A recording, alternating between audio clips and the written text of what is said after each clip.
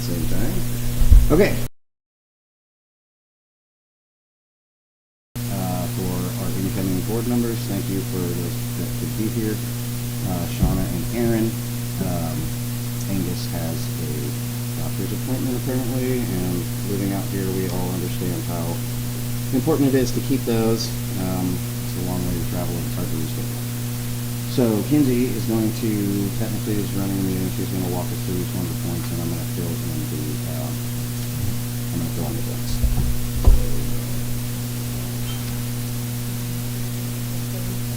We're not, no. It's just, by the way, this is an informal meeting. We're not going to have any public input during this meeting. It's not a regular business meeting, so we won't be voting on anything or making decisions, anything like that. This is just an informative meeting for the incoming board members so they know where the operations, etc. of the current board are, and they can take them over, help us take them over as they see fit. Okay, so we'll start the meeting at 7:11. Roll call. Is it 6:11? So chairperson, I'm here. administrator, and usually, and then two of our incoming board members are here. Here. Aaron Bradford and Way Shauna over Hansen. there. Okay, and then going into orientation. So first we have the. Before we go, so they just were talking about our lack of volume. Oh yeah, sorry. And enunciation to make sure everybody can hear you intentionally. Okay. So starting off orientation with the bylaws. A read through. Okay, so like I said, we're not going to read every single line or anything like that. I just want to get everybody familiarized with the fact that we have decently lengthy bylaws and kind of what they cover and kind of what they don't. And it'll also cover basically who we are. So the Unity Community Hall and Recreation District is a municipal corporation or special district organized under the state of Oregon. Which means we are, and our corporation number, municipal corporation number is 987, which means we're a fully governmental organization. That's why we get elected and we appoint people and everything. It also means that we have laws that govern our conduct. So it was adopted, it started February 17th, 1982, and just as a side so that we cover it, before that, up until that point from 1950 until 1982 was a 501c4 nonprofit. So at that time is when it changed over into a government entity. And I know that there's been a lot of, I didn't know that until I got elected to the board, right? So there's been a lot of confusion about that. Geographical boundaries, there's a map at the end, I'll show you that. So our mission objectives, and I will read these as they're very short. To comply with the constitutions of the United States, the state of Oregon, and all relevant applicable laws, to provide a safe environment during normal grounds and facilities use in emergency situations, to maintain district grounds and structures and make them available to the public as inexpensively as possible at all times, with an emphasis on priority service to the residents of the Unity and Hereford recreation districts. Maybe one of them read a note that needs to be updated because at the last meeting we decided to make our in-district rates that of the Front River School District. And to design and maintain necessary infrastructure to ensure the district's healthy, perpetual, continuance for the benefit of said priority residents, the general public at large, and the city of Unity, Oregon, which rely upon it in its recreational and emergency rescue. Number 4 is to provide, improve upon, and expand opportunities for the public to use district facilities, grounds, and equipment, and its recreational and emergency rescue. There's more. Sorry, I forgot about it. To gain and maintain financial solvency and eventually self-sufficiency with the ultimate goal of reducing or eliminating the district's current necessity for public property tax funding support. And to maintain self-sufficiency once it's achieved.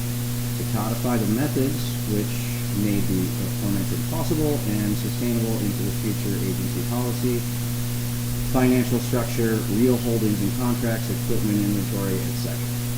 And the last one is to establish, keep, and maintain accurate records, bylaws, policy, training protocols, and opportunities.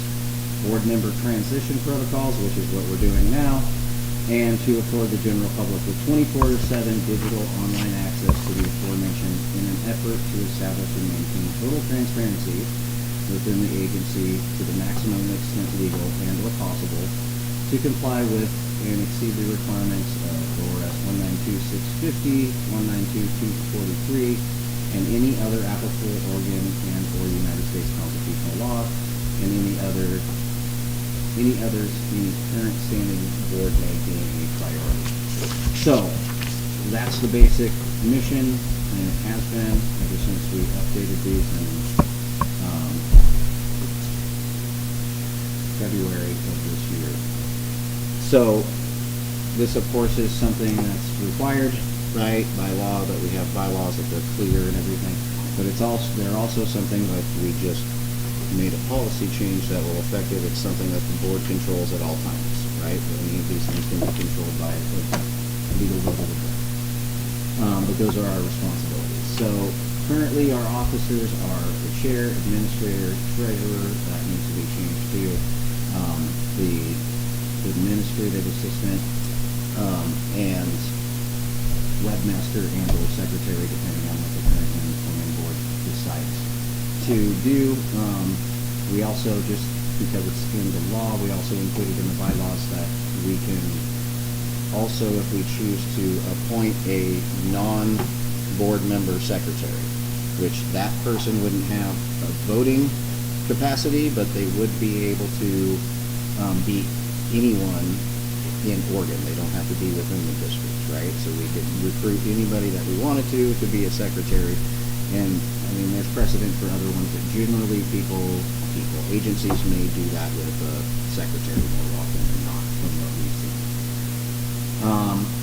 Once established, the 5 officers that I've mentioned already shall be the board of directors. That's us.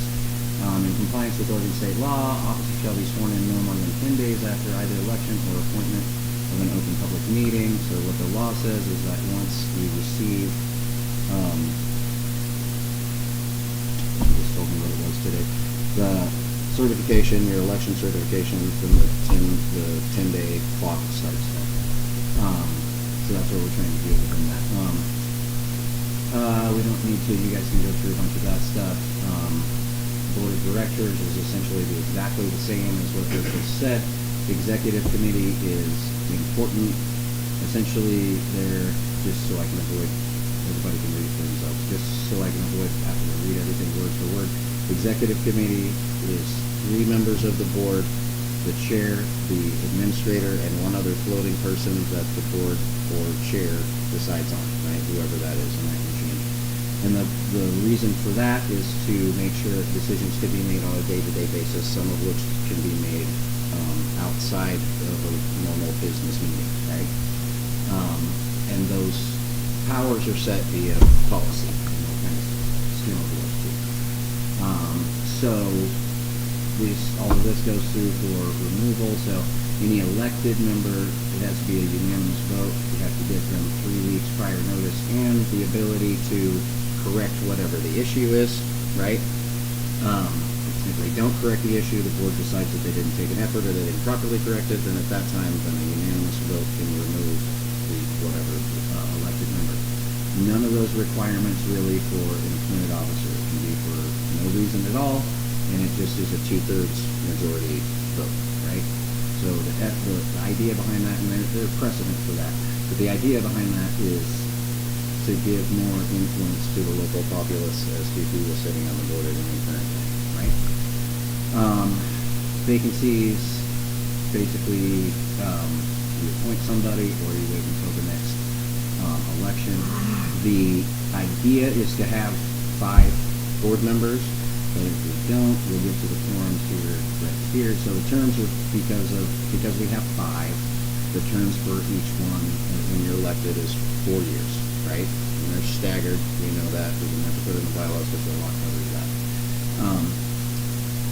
Because it's controlled by the board and its bylaws, and due to past experience with not many people being on the board, we set it up in the bylaws that a majority of whoever's on the board makes up a quorum, right? So if Kinsey and I decided to schedule a special meeting in between now and the 28th, we would, which we're not going to, the two of us would consist of quorum, right? Harkening back to Patty and Eddie June being the only ones on the board at the time, Travis running it for a long time by himself, right? But our goal is to, that's just in case we don't have enough people, right, to run the board. You know, normally 3 consists of a quorum, but in this small setting, we put that in there so that however many the majority is consists of a quorum. That doesn't extend legally, right? So if there's 5 of us and only 2 people show up at the meeting, that's not a quorum, right? Because there's 5 listed people on the board, right? Okay, just so that we understand. We go through the duties. Again, everybody can read this.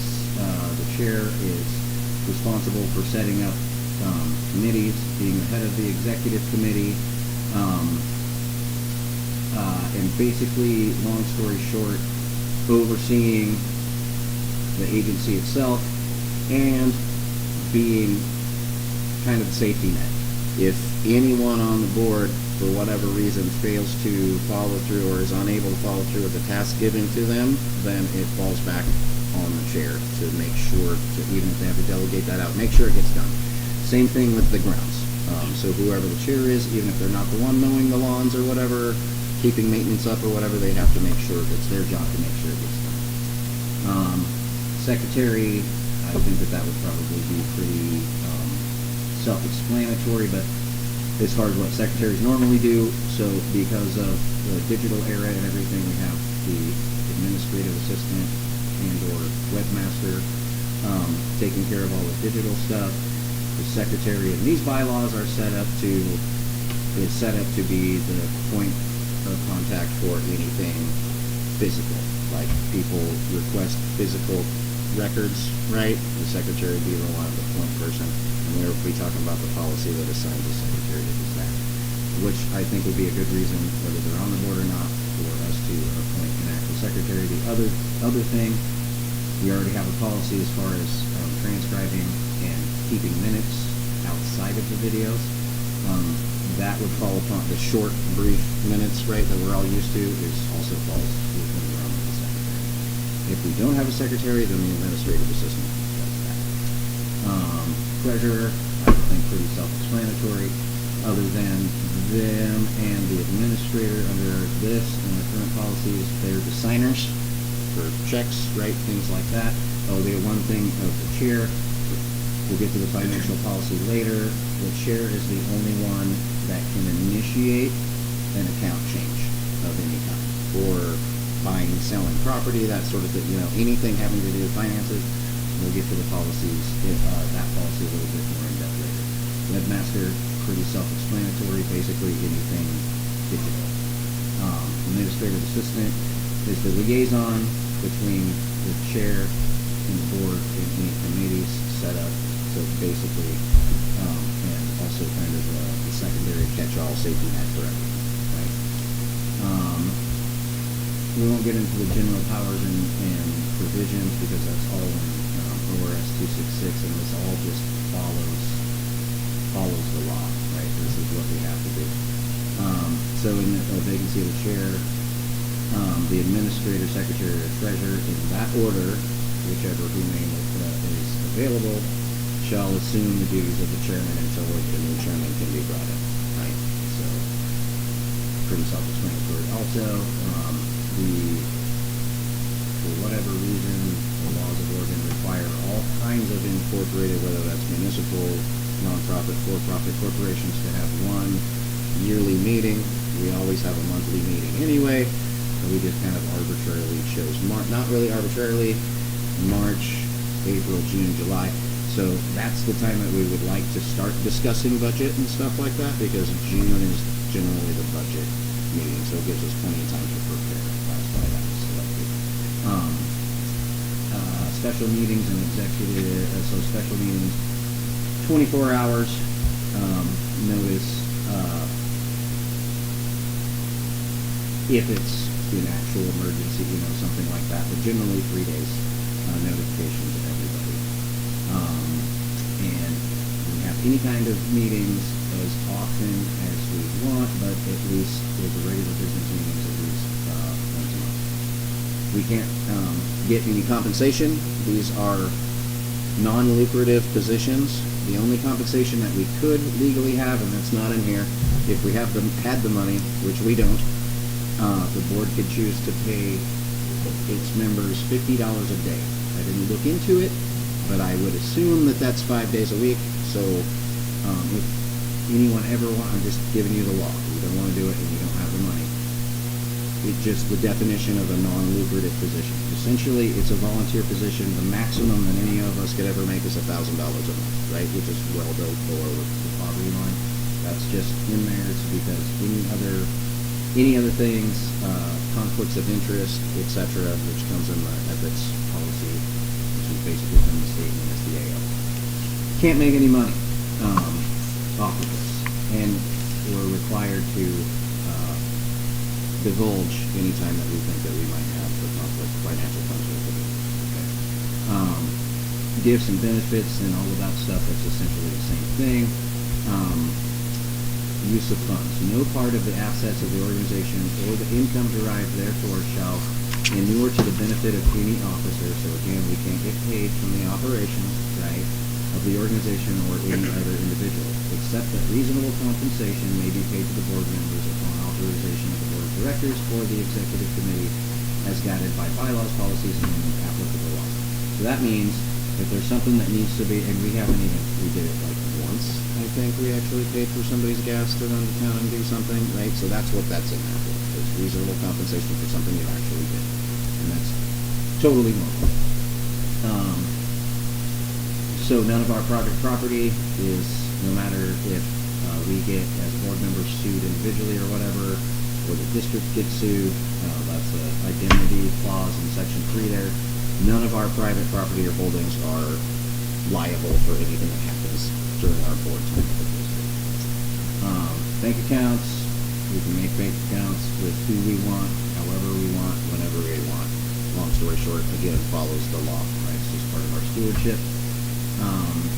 So bylaws can be amended by 2/3 vote if the board is at capacity, otherwise it's a majority. Again, you can leave the rest of that. Points of order, that's just kind of something that's always in there. You can make a point of order if you think that something is not really right. And again, 2/3 if the vote, or excuse me, 2/3 vote if the board has 5 members to decide to dissolve the recreation district if, for whatever reason, if anybody, again, kind of a basic clause. And then this is, it's in there, this is required to be updated, so this will be updated right after we'll get it done before you guys are sworn in, and then we'll sign it, hopefully everybody will sign it on the 28th, right? It's just a part of the bylaws, so everybody knows, and then we'll send that to the county and the state. And then this is our current boundary. Right, so here's unity. Most of what we steward is out that way. There's been a say it in here, but we found out recently we have 123 residents, apparently, that vote for us in the district. And that will have to be updated too, just kind of as an informative aside, because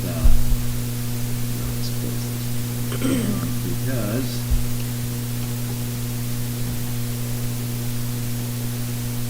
this right here is roads, Burnt River School District.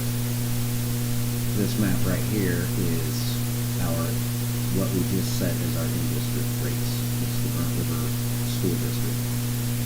And because we did that basically because that's the area of the people that rent this place normally, right? So why not serve them? Even though they're not paying, and again, it's in the bylaws that whoever's actually within our district always takes priority. Okay? What's next, Dennis? Office terms. Terms, we did that already. Alright. That was in the bylaws, yeah. Okay, so the History. Hall's history. So we kind of already did We did a that. little bit. Yeah, we kind of already did that. The only thing I left out is that there was a range before that burned down. Oh, yeah. 48, 49. The main things that were government agency. Speaking of that, Yeah. not to get off topic, What's that? but we're informal. It would be really cool if we could get some old information. Mhm. Before time. Yep. So I just so you guys know, it's another thing that didn't quite make it in here. Long time ago, we started talking about putting closets upstairs for more stuff. We have one of them done. I'm waiting for the okay to come back from the building department so that we can do the other one. And then that wall that's in between there, it's all framed up and everything. So what we wanted to do is make shadow boxes in there. It's like some plexiglass or something over the top of it with a bunch of historical stuff that we can change out. Yeah. We got a whole bunch of stuff from the store down there. That Dino kept at first. That's in the bottom drawer of that filing cabinet over there, and it goes all the way back to the Grange days. And then there's some other stuff stored at the Hereford Hall as well. It's just all been in process, and we've had all this kind of stuff to do instead. We haven't been able to get to it. So website. Yeah, it's a cool idea. And advertising. So this is the website. This is the back end of the website that we've been talking about forever. It's finally up. We have some pictures, and the main thing that I want to talk to you guys about is I was just talking to Scott. I forget his last name now. Who runs the Oregon Transparency website, which people are just starting to catch on to. We have a responsibility to provide information to the public. One of those ways is the Oregon Transparency website. It's been out for a while, but they haven't been able to reach all the organizations. We talked about it at our last business meeting. One of the county commissioners was here. She went back and informed the commission about it. And then the guy that I was talking to today that runs it was telling me that he just informed the governor's office that it exists. Why is this important? Because in the digital age, since all newspapers aren't, pretty much no newspapers are rags anymore, they're all digital, the state of Oregon decided to change its laws. It costs a lot of money otherwise for us to pay media outlets to announce our meetings. The budget meeting that we had to announce was expensive. And it turns out that we didn't need to pay that in the modern era. We can use our website, we can use social media, and there's one, and of course we're doing it here, we will always do it here, put it up in town and everything, make sure everybody knows. But the one legal requirement that we have now is to announce our meetings on the Oregon Transparency website. That's the only legal requirement that we have anymore. As an alternative to that, the website. If the technology is available, which it is now to the district, we've donated lots of stuff, then the requirement to make all the records publicly available, say for meetings within 10 days of the meeting, that's been a legal requirement since 2005. So we're a little bit behind on that, and that's the reason why we have the website. So two things about that we're going to be dealing with and talking about voting on at the next meeting. Even with the hosting to pay for the website, right? And the extra, it's $144 that we're have to pay to Wix to have email addresses here, because that's what the state security, digital security people want. Even with that, it's still a lot less for 2 years. For all of that, for 2 years, it's still a lot less than it would cost for 1 month of advertising in a newspaper, right? So this is, the board decided a long time ago to move forward with this, but it's still in process. We just got the website up. So this is not published yet, but this is the public records portion of the website. Travis is still working on it. Hopefully by the time you guys get on, a lot of this will be done. And I did this. Just only some bullet points up here, but so the meeting agendas, transcripts and minutes, videos, all financial documents that we can legally provide, who's on the board, past board people, all the information about elections and everything, resignations, our bylaws and policies, and then all of the safety information, right? There's been a lot of questions about this, and it's a lot easier. We're just kind of catching up with the modern times. Anybody will be able to go to unitycommunityrd.com and find what they need, right? And still have the ability to reach out to us and say, hey, I don't do that sort of thing. Can you please send me, right, some copies? So, let's go. For the email address, for that's for 2 years. You know, everybody wants to make money, so you pay a certain amount for your web hosting, for your domain name, and then they make you pay separately to have an email address that's associated with your web address, right? They're giving us, I just talked to Scott today, and they gave us an exception for the board's current Gmail address. They don't like Gmail. They like something more secure that's tied to the actual official thing, right? For the Oregon Transparency website. But an individual. But he did give us a year to correct that. He said they're going to check back annually, right? So we'll be posting this next meeting our first time on the Transparency website. Okay, so let's go to Now we're on to policies. policies. You guys should have we're just going to do a real basic one through we're not going to go into any of the policies. I just want to list the ones that some of the ones that we've done and ones that we're I'm pretty sure there's some that I printed out. missed. Oh, okay. No, it's fine. So this is all of this stuff is very unofficial. We'll have it ready for you by the time you guys come on. So the banking oversight policy, that's what I was talking about earlier. The bank requires a certain thing, we enhance that, right? So that even though the chair can initiate changes, he still needs the treasurer and the administrators sign off, right? Actual meeting sign off. So the chair oversees it, but the chair cannot do anything with the money, right? Period. And that will extend to the ATM as well. Code of conduct, you guys can find it on the SBAO. We have it. We'll have it here for you, but it's pretty basic. Follow the laws, be nice to each other, that sort of thing, right? Financial investment feasibility, that was something that we had recommended to us and that a lot of other people do.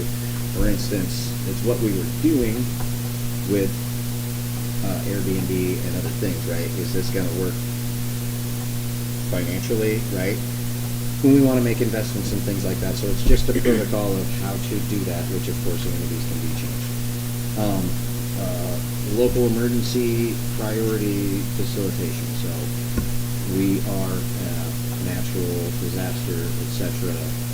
emergency shelter, right? And we have a number of things that we have to keep building in to get better and better at that. So we need a policy and a protocol of how to handle that, right? Who does what, who reaches out to who, etc. when there's an emergency and we have whatever going on here, right? So and a list of people to go through to make contacts and stuff. New board member policies, it's kind of, we've already done that, but we're basically going through part of it right now, right? But that will include orientation, that will include initial and ongoing training that won't come from us for the most part, from board members. It'll come from SBAO, state, Secretary of State, etc., wherever the training is offered. Monthly public budget finance spreadsheet posting, so that'll be the treasurer, basically just instructions on how they're supposed to carry that out. This transcript thing, we've already got most of that done. We put in place a policy a long time ago to start using speechmatics like we are right now. That one is supposed to be the unofficial one because it's super long and we don't want to have to go back and change it, right? So the short, brief minutes that the secretary takes, those are the official ones. But so all of that, when we do have to go back through it like we do right now, that's just the policy for how to do it, so we're not doing it from scratch. We talked about the records request policy and protocol, how to follow it. Again, the secretary will be the point of contact for that, either that or the administrative assistant Social media, we've done that one already too. We don't need to go into it, but there's webmaster or the administrative assistant has clear guidelines of what they can and can't do with any social media presence that the district owns. Venmo and other online payments, we've decided, long story short, we've decided that we're not getting cards, right? All of that stuff gets put in the bank. Nobody has access to extra cards that with the online payment processors, right? We just don't want them. We're going to written officer reports. These do not have to be detailed, just something that you can use as a guideline and then we can submit into the minutes.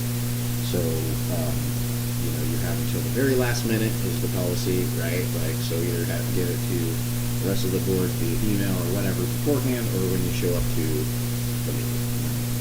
Simple bullet points. Policy variance. Sounds funny, but policy variance policy. So when are people able to depart from policies? And oftentimes a lot of these are going to only be necessary when we're doing certain projects and stuff like that. So most of the time we're going to diverge from a lot of these policies and rules.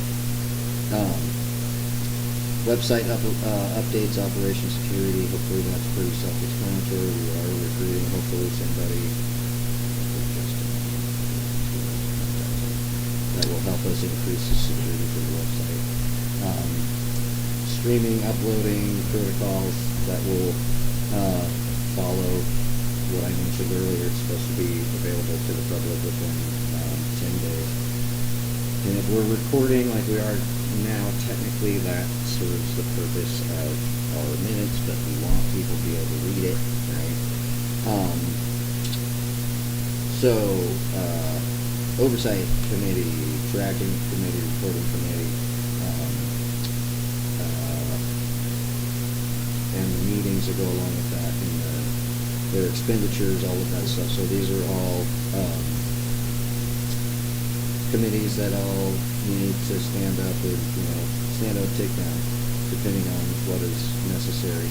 And then the expenditures and the meeting, reporting, all that stuff are policies that no matter what committee is set up, those will be the simple guidelines that everybody can follow. Say these are what my requirements are, right? And all of those kind of things. Revenue and tracking, just to have another set of eyes. Fundraising, also for committees, like what they can and can't do, and that'll all follow the law. It's just basically putting it in writing so everybody has it in binder. Meeting notice, agenda, and standards. We did that because I honestly, the chair generally is the one that's responsible for putting together the agendas, and sometimes it's at the last minute, sometimes I got a lot going on, and I have missed things. The general public has pointed out, like the time is not on there, certain things like that. So putting together basically a header, copy and paste that, what do they call it, a template, right? So all of that basic info is on there every single time, and we're not relying on our own selves to do it. And if it's not on there, then we no longer have any excuses, right? Ordinance policies. So the district has legal authority to enact ordinances, just like a city or any other government body. Whether we want to do that or not, there needs to be a policy in place, right? This is how we do it, right? Same with banking or anything like that. It's not just going to be willy-nilly. There's a policy that you have to follow to do that. Digital storage, I'm not going to get into it right now, but as far as filing and storage goes, we've already set that policy in place. There's a certain way to label things digitally. I'm not going to get into that either because it's boring techy stuff, but basically all of our documents are going to be housed physically here,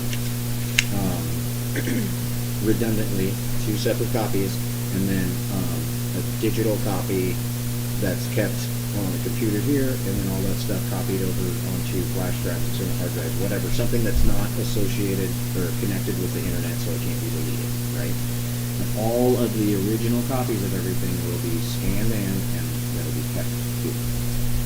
So we've had issues with that, but it's been difficult to find some stuff. So that's just, and there are other committees and policies and stuff. Oh yeah, there's way more. There's way more that we've included.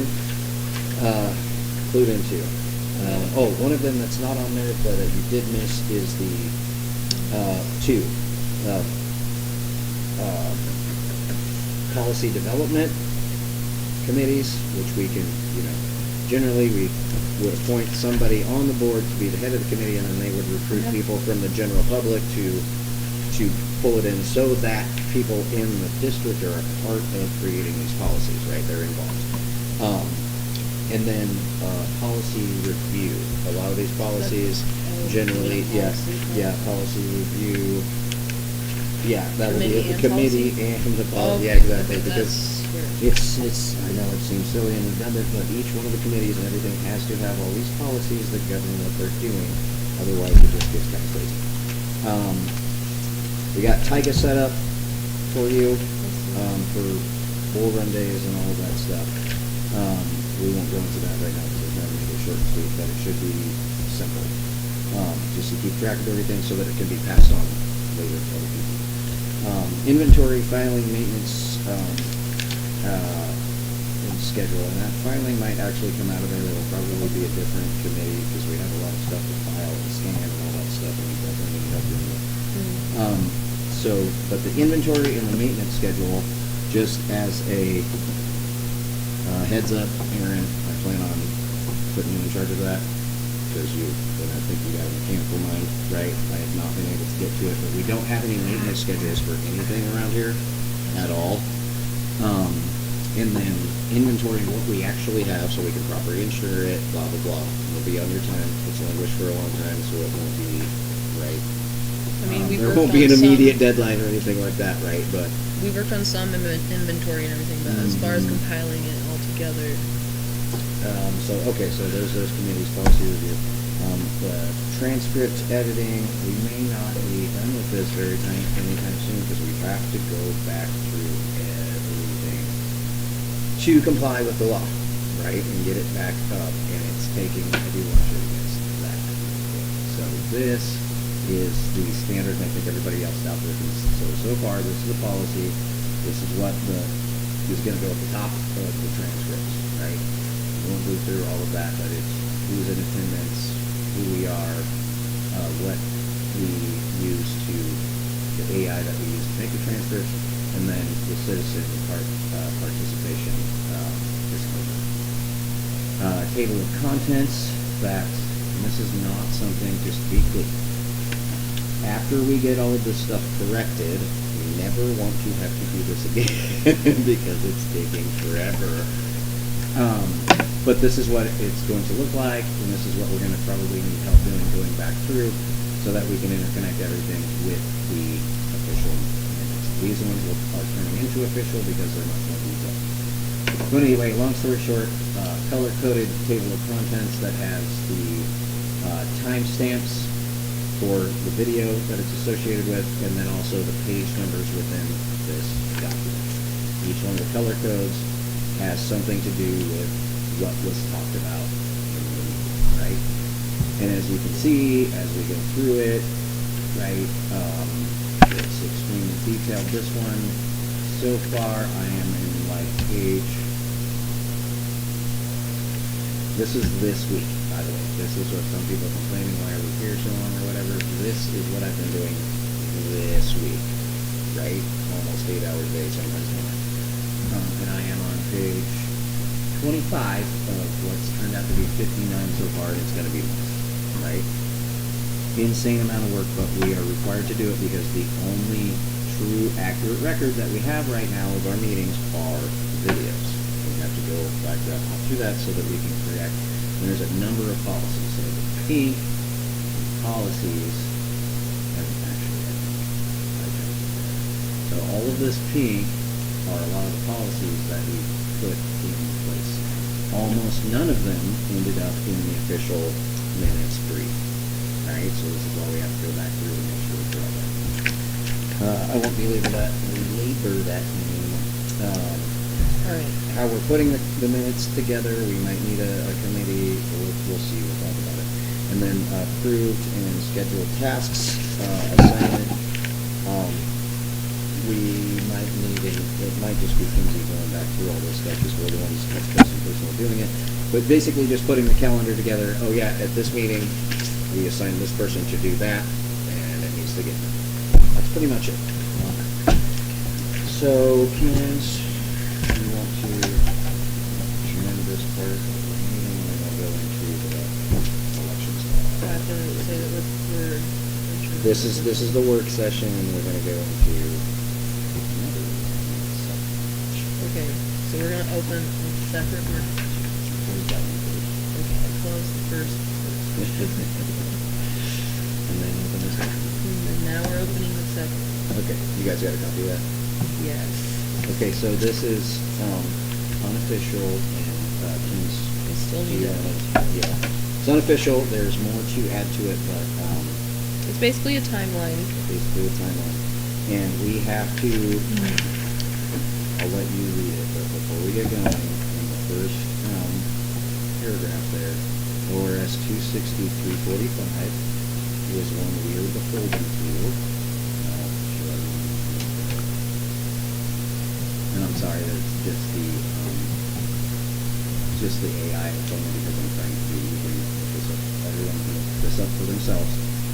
But Oregon state law requires that certain individuals, including elected officials and appointed on the government body, that's us, report potential criminal violation of elections laws.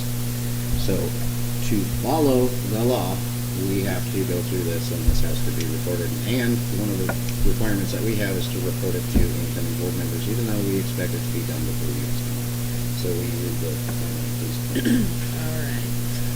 So in 2023, a discussion about the lease agreement between the hall and the City of Unity was conducted at a city council meeting. And at this meeting, it was decided that there was an agreement that they needed to rework the lease because it was outdated and potentially unenforceable. And so then it was decided by the council and the district chair, Daniel L. Davis, that he would find this agreement and produce an updated version based on the parameters. And Danny did that, and then it was also determined at the same meeting that once the new agreement was drawn up, a delegation from both parties would convene for a lease completion of negotiations. So after that was discussed and agreed on, then it was later in 2024 that the matter came up more seriously again, and it was discussed. There was multiple attempts made by the hall board to arrange and attend lease negotiation meetings, while the city representatives attended a district board meeting to schedule a time. None of them ever attended the scheduled committee meetings that were supposed to happen between the two parties. And those have been recorded for documentation. And then it was in November of 2024, on November 18th, when the city had their council meeting, and they voted to change and alter the agreement and the lease agreement, and that prompted the district to seek advice from its legislatively appointed legal advisor, which happens to be the Baker County District Attorney. And his advice was based on, with the legal repercussions of the binding vote, he told the district board to pull the lease in order to force negotiations between the bodies in order to obtain a legally binding agreement. And then the district board decided to continue attempting open negotiations after they received the attorney's advice. They tried to schedule another appointment with them after that. And in December of 2024, 2 city representatives attended the monthly regular business meeting of the hall, where it was agreed that both parties would meet the following Saturday and begin to have negotiations there. That meeting was live streamed and recorded. And then in January, the city didn't show up, but the committee of the two people that formed the committee for the hall were there at that meeting. And then in January of 2025, at the regular business hall meeting, City representatives were there again in the attendance of that meeting where it was discussed again. The board made the decision to extend one more invitation to the city to complete these negotiations in the midst of, and then the mayor denied that the vote happened, that it wasn't taken to abandon the lease agreement. And the following day, the hall received a email that was sent out by a city council member that declined to want to set up another meeting and wouldn't be there, but instead invited the hall board to come to the next city's meeting in January to discuss and present a proposal. Then at the next And council there's meeting. actually something missing. What were we gonna say? Oh, no, sorry. Then at that next meeting, there was two hall board members that were present at the city council meeting that were waiting to be addressed, and when it got to that agenda item at the end of the meeting, it was asked about, and the city council tabled the situation because they said that they had handed it over to legal counsel. So then in February, the hall board voted to attain legal counsel in response to the city retaining legal counsel, and that's when the hall board decided and voted on to follow the legal advice that was given previously by the district attorney. Then in March, the city at their regular meeting voted to rescind the previously denied vote that it Vote from November. from November, yeah.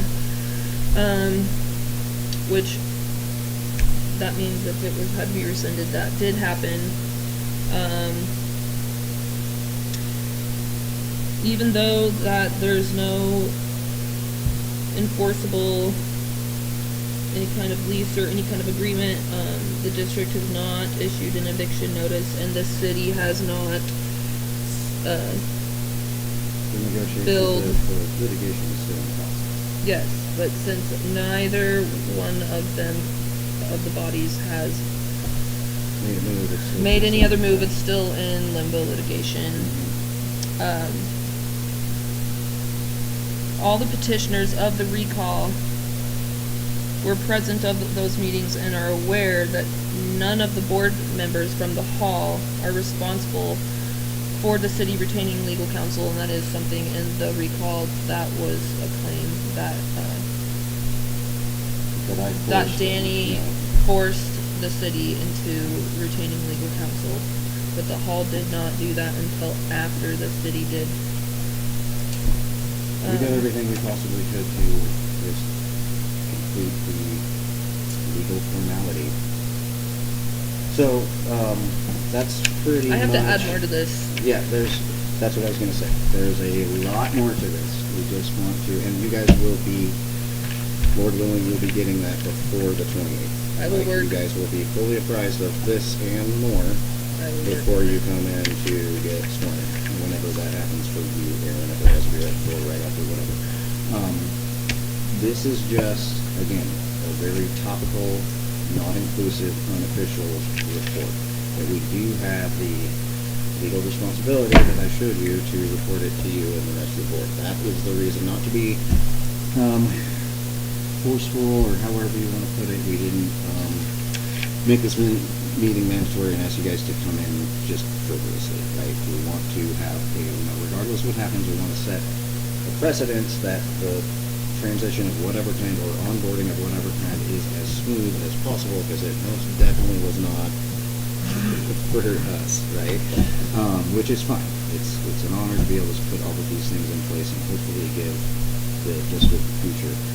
One other thing I want to say is one of the other reasons for having these policies, protocols, etc., is that we've gotten questions with the grants that we've been seeking.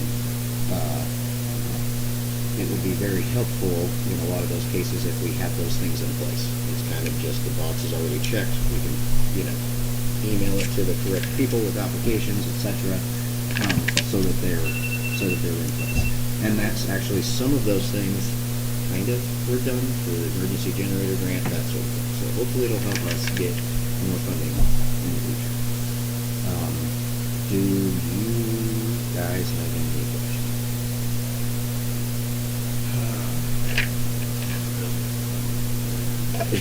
Me too. I've been here since way too early. Shauna? You too? Do you have any questions? You look like you've been out in the sun. Yeah, it's been a long day. This is like way too much. Yep, that's why we wanted to make it topical. Information Yep. That's why we wanted to make it topical and just give you It's awareness. topical, but it was still not Right. short and sweet Yeah. enough. Yeah, For sure. and just give you a heads up about the information you'll be getting before the 28th, and you'll have time to absorb it on your own time. This has helped me though, because I've put stuff together and I'm realizing that I'm missing some things and what I need to do, so it makes it a little bit more easier for me to know what I need to do now. So. Okay, do you have anything else? Oh, All right, I'm calling. all right. I adjourn this meeting at 7:01. 7:01 p.m. Thanks, everybody. for It's being here. adjourned.